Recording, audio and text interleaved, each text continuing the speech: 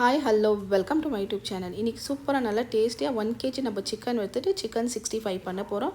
நல்லா சூப்பராக நல்லா டேஸ்டியாக சிம்பிள் மசாலா தான் வச்சுட்டு ஒரு 2 ஹவர் மேரினேஷன் பண்ணிவிட்டு எடுத்துகிட்டு நம்ம ஃப்ரை பண்ண போகிறோம். இன்றைக்கி நம்ம ஃப்ரை பண்ணுறது மீனாட்சி கடாய் இருக்குது இல்லைங்களா, சாண்ட்விச் பாட்டம், அந்த சின்ன கடாயில் தான் நம்ம இன்றைக்கி பண்ண போகிறோம், ஃப்ரை பண்ண போகிறோம்.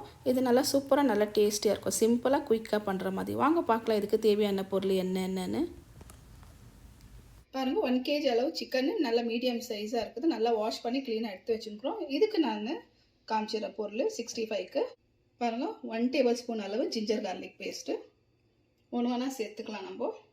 அதுக்கு மேலே 1 டீஸ்பூன் அளவு வினிகர் இல்லை கட்டி நீங்கள் லைம் சேர்த்துக்கலாம்.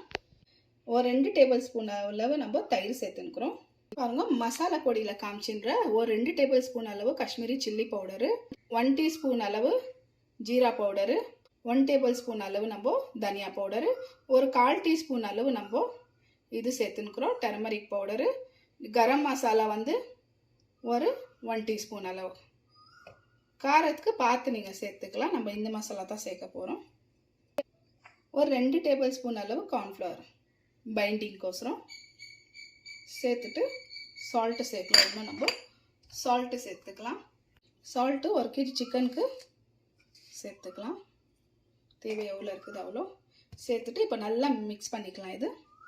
இந்த டைமில் நீங்கள் ஃபுட் கலர் தேவை இருந்தாக்கா நீங்கள் சேர்த்துக்கலாம். நான் காஷ்மீரி சில்லி பவுடர் சேர்த்துக்கிறதுனால அதில் கலர் வரும், அதுக்கு நம்மளுக்கு வேண்டாம். நல்லா ஃபுல்லாக மிக்ஸ் பண்ணலாம். பாருங்கள், நல்லா மிக்ஸ் பண்ணி வச்சிட்டோம். இந்த மாதிரி பாருங்கள், கரெக்டாக நம்ம கம்மி ஜாஸ்தியில் கரெக்டாக நம்ம மசாலா எல்லாமே கரெக்டாக நம்ம சேர்த்துக்கிறோம். பாருங்கள், இந்த அளவுக்கு இருக்குது.